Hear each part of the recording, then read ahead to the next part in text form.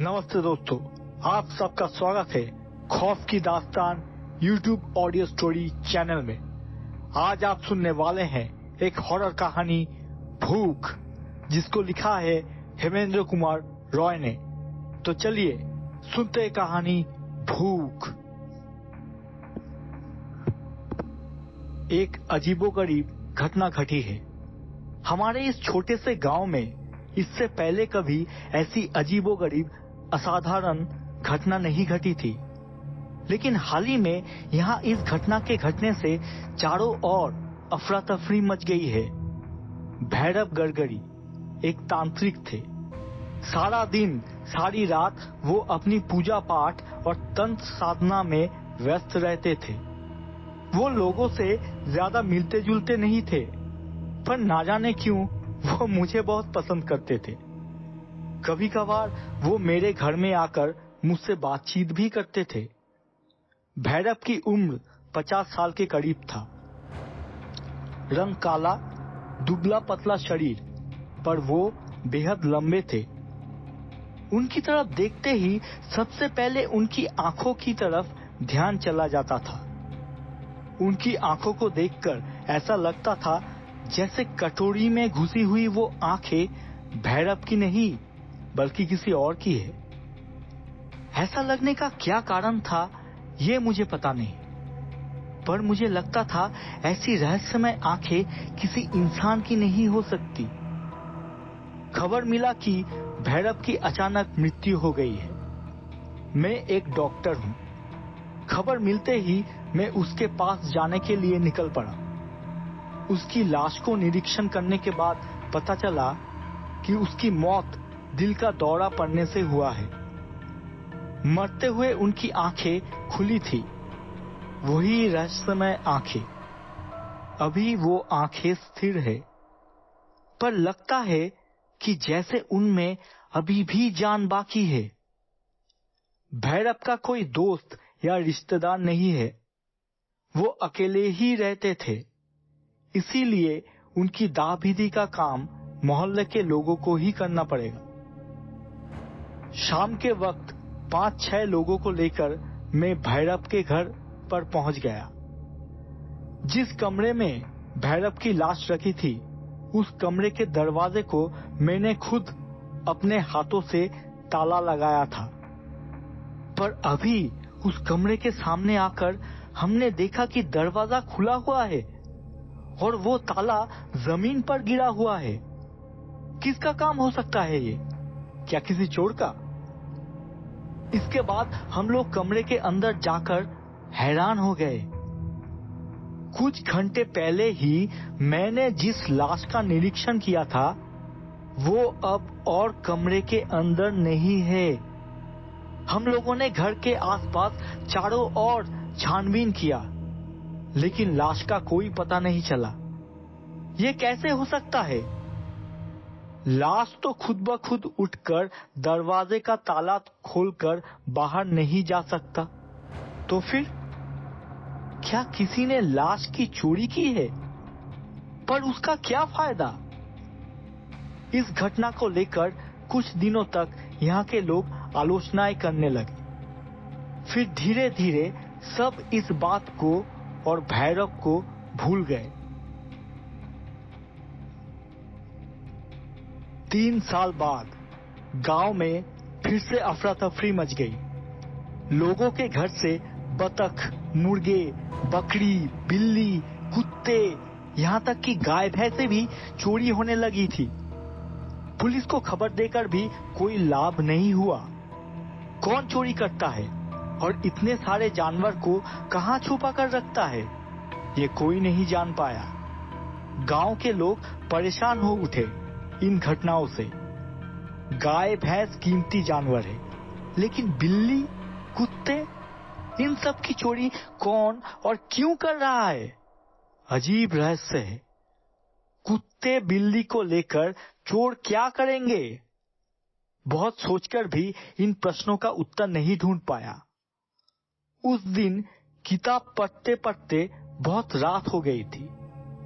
बाहर चांद की हल्की रोशनी में सब कुछ बहुत रहस्यमय लग रहा था। बगीचे से किसी बिल्ली की म्याऊ म्याऊ आवाज सुनाई दे रही थी। कुछ देर बाद अचानक उस बिल्ली की मर्मभेदी चीख सुनाई दिया और फिर सब शांत हो गया। चोर के डर से मेरा मन पहले से ही चौकन्ना था। कहीं कोई परछाई देखते ही मुझे चोर लगता था। बिल्ली की चीख सुनकर खिड़की से बगीचे की तरफ देखते ही ऐसा लगा जैसे कोई दौड़कर बगीचे के कोने में खड़े पीपल के पेड़ के नीचे अंधेरे में जाकर खो गया। क्या ये कोई चोर है? नहीं तो वो भागेगा क्यों? मैंने जल्दी से एक डंडा उठाकर घर से निकलकर पीपल के पेड़ की ओर दौड़ पड़ा। इतने दिनों बाद लगता है चोर का पता चल गया है। पीपल के पेड़ के नीचे घना काला अंधकार फैला हुआ था। उसी अंधेरे में मुझे दो गोल गोल चीजें जलती हुई दिखाई दी।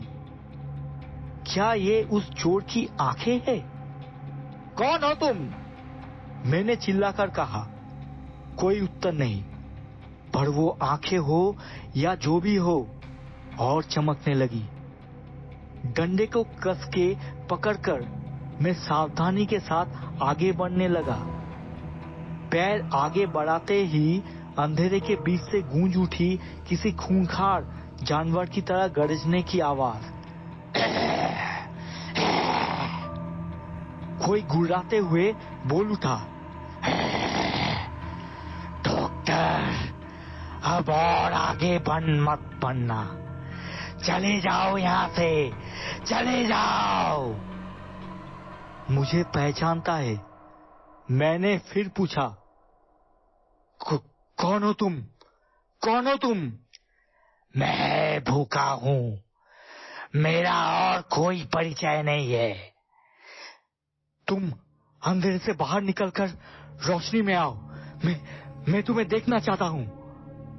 मुझे देखने की कोशिश मत करना, मैं साक्षात मौत हूं। भाग जाओ डॉक्टर, भाग जाओ। और सुनो, रात को कभी भी घर के बाहर मत निकलना, डर लगेगा, मुश्किल में पड़ जाओगे। एक तो चोरी, ऊपर से सीना चोरी।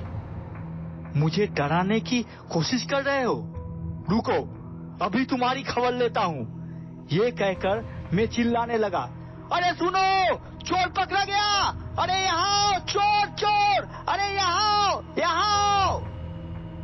मेरी चिल्लाने की आवाज सुनकर आस पड़ोस के लोग मेरे बगीचे में आ गए। सबने मिलकर उस पीपल के पेड़ को घेर लिया। सभी के जुबान पर एक ही सवाल था, क्या हुआ? अरे भाई क्या हुआ? अरे क्या हुआ? लोगों ने रोशनी का बंदोबस्त किया, पर पेड़ की तरफ रोशनी डालने पर वहां कुछ नहीं दिखा। और अचानक हम लोगों को दूर से एक भयानक हंसी की आवाज सुनाई दिया, बहुत ही खूंखार। सुनते ही हमारे हलक का पानी सूख गया। कौन था वो? चोर या कुछ और? उसने जो कहा उसका क्या अर्थ है? उसने अपने आप को भूखा कहकर परिचय दिया था, इसका क्या मतलब है? और उसने मुझे रात को घर के बाहर निकलने से मना क्यों किया? ऐसे ही बहुत सारे सवाल मेरे दिमाग में घूम रहे थे। फिर से एक नई घटना घट गई। अब सिर्फ जानवर ही नहीं, इंसान भी गायब होने लगे थे। 1 महीने के अंदर 5 इंसान गायब हो गए थे। वो सभी रात को किसी काम से घर के बाहर निकले थे। वो फिर और वापस नहीं लौटे। मैंने पहले ही कहा था कि हमारे इस छोटे से गांव में ऐसी अजीबोगरीब घटनाएं पहले नहीं घटती थी। इस नए कांड से गांव के सभी लोग बेहद हैरान और आतंकित हो उठे थे। गांव के जवान लोग पुलिस के साथ मिलकर रात को गांव के हर मोड़, हर रास्ते पर झुंड बनाकर पहरा देने लगे। शाम होते ही गांव के ज्यादातर लोग घर में घुसकर दरवाजा बंद कर देते थे और किसी भी हाल में सुबह होने से पहले दरवाजा नहीं खोलते थे। दिन ढलते ही हर दुकान, बाजार के दरवाजे पर ताला लग जाता था। आखिरकार एक दिन सुबह गायब हुए लोगों में से एक आदमी की लाश नदी के किनारे मिली। उस लाश की ऊपरी हिस्सा किसी जानवर ने खा लिया था, पर वो आदमी कैसे मारा गया ये कोई समझ नहीं पाया। मतलब अब तक जो भी गायब हुए हैं, क्या वो सब मारे जा चुके हैं? पर उनको मारने के पीछे क्या कारण हो सकता है?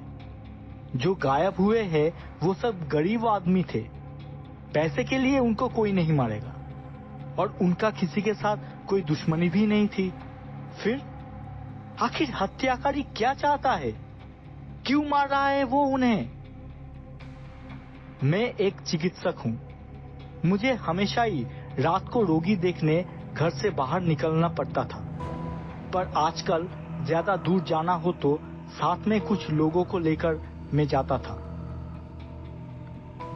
आज मेरे घर के पास ही एक हैजा के मरीज को देखने जाना पड़ा। मेरे घर से ज्यादा दूर नहीं, यही 7-8 मिनट का रास्ता है। मरीज को देखकर मैं अकेला वापस लौट रहा था। चांदनी रात है। चांद की रोशनी में सब कुछ साफ दिखाई दे रहा था, लेकिन अचानक कुछ काले बादलों ने चांद को ढक दिया। जोरों से हवाएं चलने लगी, आसमान में बिजली चमकने लगी। बारिश होने वाली है। मैंने अपनी रफ्तार बढ़ा दिया। मेरे हाथ में एक टॉर्च था।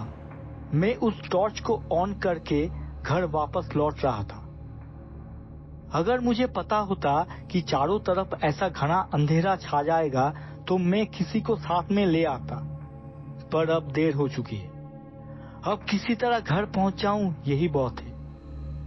रास्ते में कोई नहीं है, बिल्कुल सुनसान रास्ता।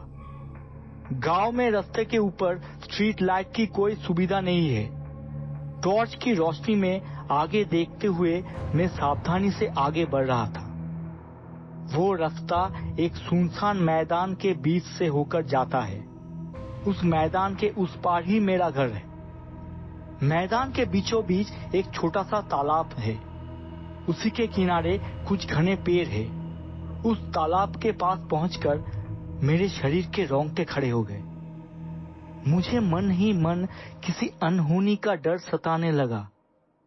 मेरे मन में उस रहस्यमय खूनी का डर सताने लगा। पेड़ों के बीच से गुजरती हवाओं की आवाज से मैं चौंक उठा। मैंने ये अनुभव किया है, रात को खुली जगह पे डर नहीं लगता। डर तो वहां लगता है जहां पर पेड़ या जंगल होते हैं। ऐसा लगता है मानो उस जगह पर सारी बुराइयों ने अपना डेरा जमाया हुआ हो।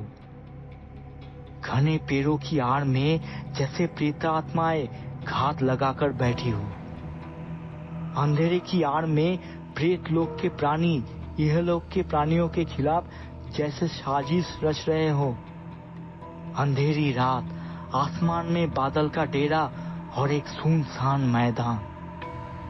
अचानक मुझे किसी की आवाज सुनाई दिया, डॉक्टर, डॉक्टर, तुम फिर रात को बाहर निकले हो।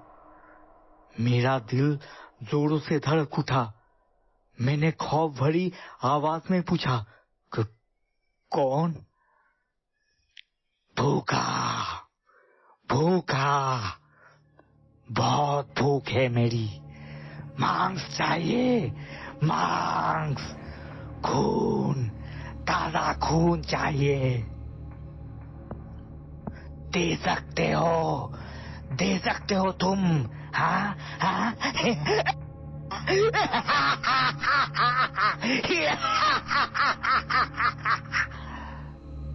पैशाची खंसी, भयानक कंठस्वर। कौन है ये पागल? क्या क्या यही इंसानों का खून करता है? डर के मारे मैं जैसे गूंगा हो गया था। डरो मत डॉक्टर, मैं तुम्हारा दुश्मन नहीं हूँ। तभी तो मैं बार बार तुम्हें सावधान कर रहा हूँ। रात को किसी भी हाल में घर से बाहर मत निकलना। क्या पता कहीं अगर मेरी भूख जाग उठी तो, मेरी अंतहीन भूख। भागो, जल्दी भागो। डर के मारे मेरा सारा शरीर कांप रहा था, पर फिर भी मैंने उत्सुकता के मारे अपने हाथ में थमे टॉर्च की रोशनी जिस ओर से आवाज आ रही थी उस ओर डाली। हे भगवान, ये कैसी हैवानियत है! तालाब के किनारे पेड़ों के नीचे जमीन पर घुटने के बल बैठा हुआ है तांत्रिक भैरव गड़गड़ी। 3 साल पहले जिसे मैंने मरा हुआ देखा था और जिसकी लाश गायब हो गई थी। भैरव के पूरे मुंह पर रक्त लगा हुआ था और उसके सामने जमीन के ऊपर एक आदमी की खून से लथपथ लाश पड़ी हुई थी। प्रचंड हुंकार देते हुए भैरव एक छलांग मारकर खड़ा हो गया और फिर पीछे मुड़कर तालाब के पानी के ऊपर से दौड़ते हुए भागने लगा। पानी के ऊपर? हाँ, वो पानी के ऊपर दौड़ रहा था। उसके कुछ दूर जाने पर आसमान में बिजली चमकी और अगले ही पल मैंने देखा आसमान से निकलकर एक बिजली की रेखा भैरव के शरीर के ऊपर गिरी। वो चीख उठा। तेज रोशनी के मारे मेरी आंखें धुंधिया हुई थी। मैं कुछ देर के लिए मैं कुछ देख नहीं पा रहा था। कुछ देर बाद जब सब कुछ सामान्य हुआ तब मैंने देखा मेरे सामने सिर्फ उस हतभाग्य इंसान का अध खाया हुआ लाश पड़ा हुआ था, लेकिन भैरव का कहीं कोई निशान नहीं था। अगले ही पल मैं होशो हवास खोकर घर की तरफ दौड़ने लगा। पता नहीं कब किसी और पिशाच की फिर भूख जाग जाए। तो दोस्तों, कैसा लगा आपको आज की कहानी भूख? अगर आपको कहानी पसंद आई हो तो प्लीज वीडियो को लाइक करिए और चैनल को सब्सक्राइब कीजिए। और हाँ, बेल आइकॉन को प्रेस करना ना भूलिएगा ताकि जब भी हम लोग नई वीडियो अपलोड करें तो आपके पास नोटिफिकेशन पहुंच जाए। तो अभी के लिए बस इतना ही। बहुत ही जल्द मिलेंगे एक नई वीडियो के साथ और एक नई कहानी के साथ। तब तक के लिए अलविदा।